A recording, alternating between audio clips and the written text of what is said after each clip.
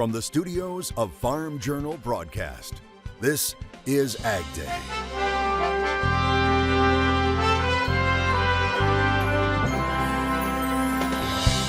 Going green while fighting to save their farms. Sudah hilang semua kebunnya. How the rise in electric cars may mean the end for some farming operations in one country. More cuts to the nation's cotton crop. We're definitely moving in the wrong direction for global demand for U.S. cotton producers. As U.S. ag leaders take the administration's sustainability plans overseas. We flipped the script. The latest from the COP28 conference as world leaders turn their attention to food and how it's grown. Right now on AgDay. AgDay, presented by Pioneer. What's next happens when the testing grounds meet the proving grounds. Pioneer. What's next happens here. Good morning, I'm Clinton Griffiths. The U.S. may have been on the defensive at the last UN climate meeting, but this year, Ag Secretary Tom Vilsack says they flipped the script. Vilsack attended this year's COP28 meeting in Dubai. Speaking with reporters on the phone after the event, Vilsack said it was a much different experience this year. The meeting committing a full day to the world's food and agriculture production and climate impacts. Now, Vilsack saying this time around there was real interest in what the U.S. is doing in regards to climate mitigation efforts. At the conference, 152 nations signed on to a special declaration. A declaration that outlines the steps that need to be taken in order to ensure that we can produce the food necessary to meet the nutrition needs of the world now and in the future. It lays out a series of commitments and directions that I think are very, very consistent with what the United States farmers and ranchers have been engaged in. Now, Vilsack at the conference highlighting the number of U.S. farmers taking part in market-based voluntary conservation programs such as the Partnership for Climate Smart Commodities, the Agriculture Innovation Mission for Climate, or AIM for Climate, and the Food System Transformation Initiative. Now, if you sell to several major dairy producers, get ready for new methane measures. 6 major companies, including Bell Group, Danone, General Mills, Kraft Heinz, Nestle, and a segment of Lactalis have committed to disclosing their methane emissions. Now, it's part of an effort to address the environmental impact of livestock. The group making the announcement at the COP28 Climate Summit, offering new transparency of their dairy supply chains. The 6 also agreeing to implement methane action plans in collaboration with the Environmental Defense Fund.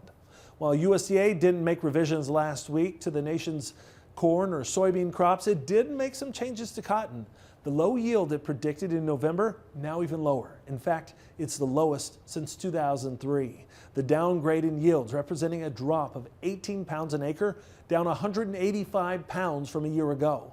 It puts the crop at 12.8 million bales. That's 12% below 2022. And forecasters are also calling for a drop in exports and a drop in cotton used by U.S. mills. We're definitely moving in the wrong direction for global demand for U.S. cotton producers. Since about 2000, we've seen a very sharp decline year after year on our domestic mill industry as that milling has gone overseas, and here we find ourselves now below 2 million bales.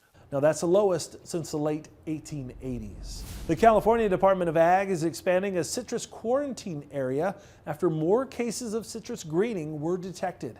It was found in 5 orange trees on a residential property in Valley Center in North San Diego County. There are more than 120 growers and 120 nurseries in the Valley Center quarantine now.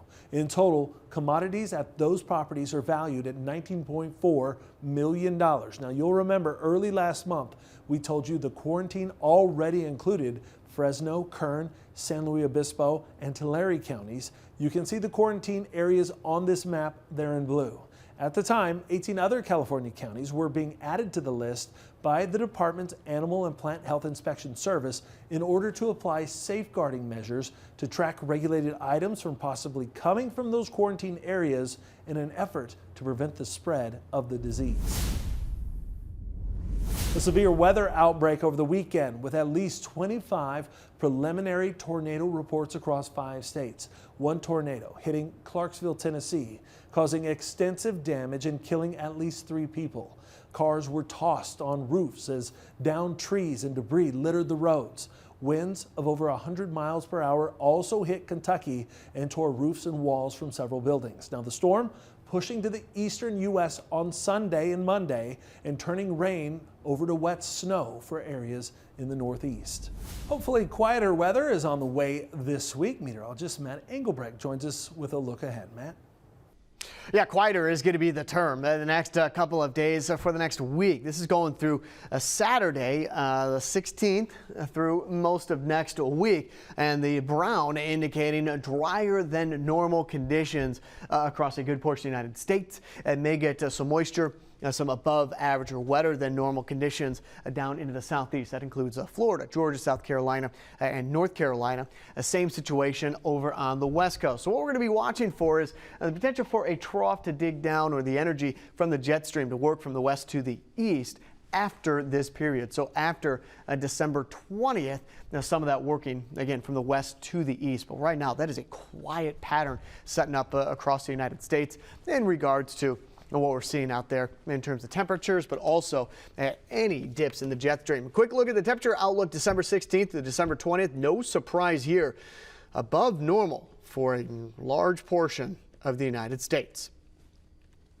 Go ahead and take a look at your screen here. Hopefully we'll get more of these pictures. Another great picture from a great helper on the farm, Liz in Nebraska, sharing a picture of this little one. Liz says she's pretty sure she has the cutest vet assistant out there. Yep, no arguments here. I'll have more on your forecast coming up.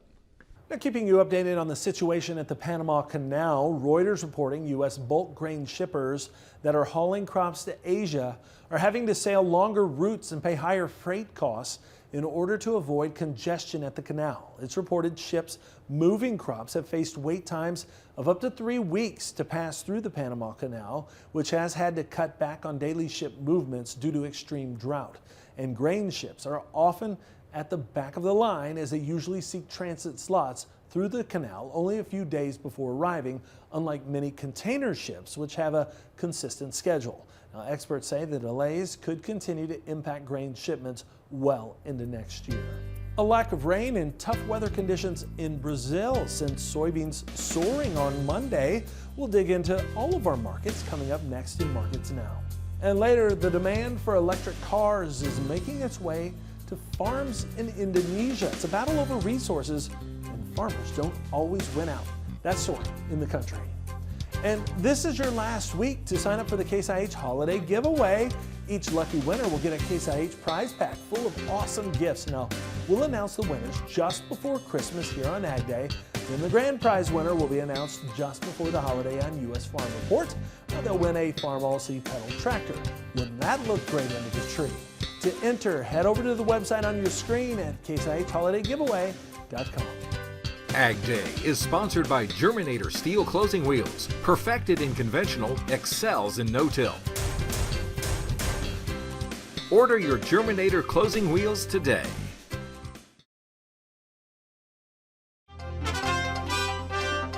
Brazilian weather is a big driver of U.S. markets to start the week, with soybeans climbing some 20 cents at one point.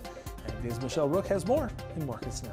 Grains closing mixed on Monday. Dave Chatterton with Strategic Farm Marketing joining us. And soybeans led the rally higher over in that part of the complex, Dave. And how much of that was just putting some of this Brazil risk premium back in?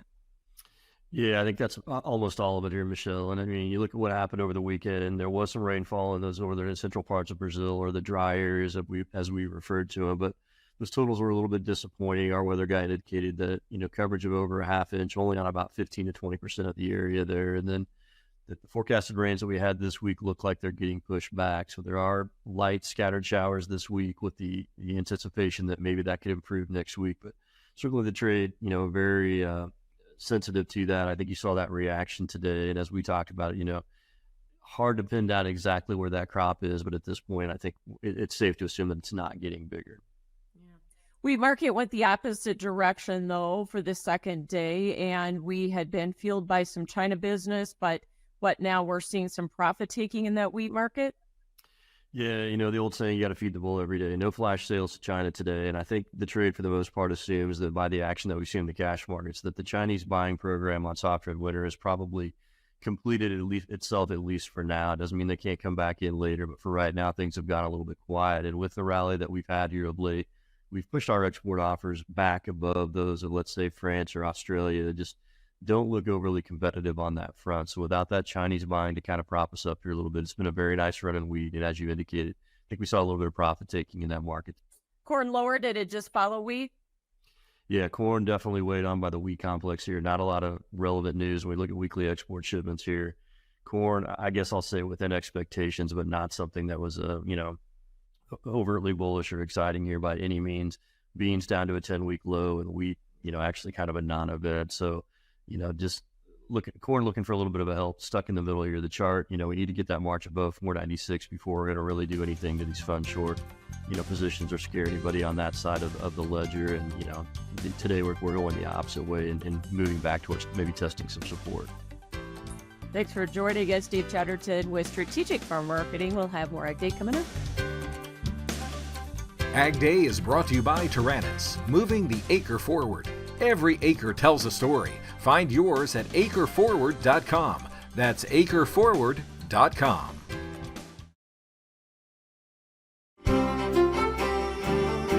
Yeah, one thing that we looked at just a little bit ago, the outlook in regards to precipitation, rain or snow, or temperatures, both of those maps. Now we'll start to kind of overlay what's going on in the jet stream that's going to keep things fairly quiet. Now we'll start off with the above average precipitation on the West Coast. This is on Thursday. Doesn't look like much right now, but the overall flow is going to be very similar to what we had last week through Oregon and Washington, where we're kind of opening up that tropical moisture to work from the southwest up to the northeast. Now, as we put this into motion, what you're going to end up seeing is another ridge build in and across the United States. So through Thursday and Friday, try to get a weak cutoff low. Now, that's going to be for Friday and Saturday. Slightly cooler temperatures kind of moving in from the north to the south. That's what we're seeing right here in the Midwest, Minnesota, Wisconsin, with this very weak cutoff low. But that is going to be in between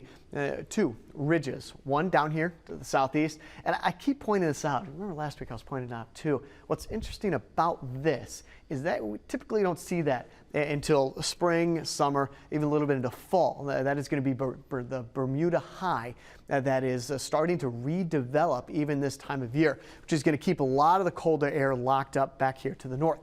The other ridge is right back out here towards the Four Corner States. So again, there's a jet stream coming up on Friday. A weak clipper system will increase the cloud cover a little bit, bring in some cooler temperatures, but basically cooling most of the nation down back towards average. As you get into Sunday and Monday of next week, with that Bermuda high, that is going to, again, lock up a lot of that cold Arctic air. It is going to get colder, slightly below average, but on the heels of that little pocket is going to be a more expansive ridge of high pressure. This takes us to Monday and Tuesday of next week with that ridge building out of the Four Corner States and then kind of kicking out that cutoff low, that circle that you see over North Carolina. So as we go forward through the rest of your Monday, you got temperatures overall staying about average and a weak clipper system bringing in the potential for some cloud cover, maybe some rainfall back into Texas and also into New Mexico. We'll start off taking a look at Baker. Partly cloudy skies, high around 36 degrees, low of 17 degrees in Montana. Wisconsin, Austin, mostly sunny, high of 31. What about New York? Cloudy, high of 45, low of 32.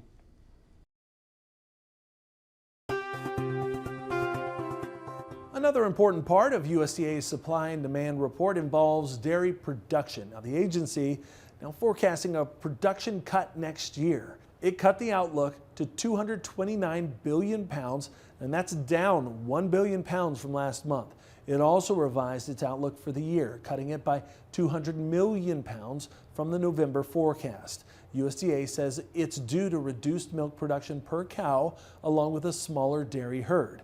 Instead, experts say dairy farmers are producing more butter and cheese. Corey Geiger, the lead dairy economist with CoBank, saying, quote, most consumers are eating their dairy products these days as opposed to drinking beverage milk.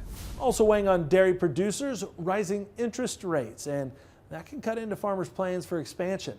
Phil Plurd of Everdon Ag doing a little math here. He says Costs on building a big dairy are running about 60 cents per hundredweight above 2021 levels. But Curtis Garretts of Compeer Financial says dairies that have plans in place to do improvements are moving forward for the most part. Now, he says farmers appear to be focusing not necessarily on interest costs, but on what the return on investment will be. The problem right now, a shortage of skilled builders of dairies, with many contractors booked up to 18 months out. Debates about the new energy economy often involves farmland. Whether it's taking land out of production for solar panels or wind turbines, that story next.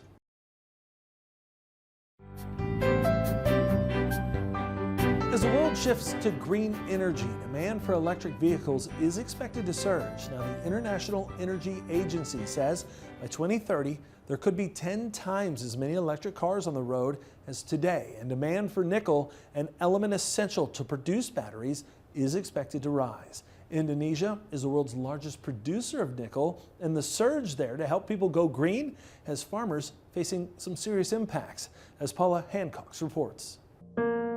The island of Sulawesi, home to rainforests and lakes, farms and fishing communities. Rich in minerals, it's also home to a growing number of sprawling nickel mines. Nickel is found everywhere around us.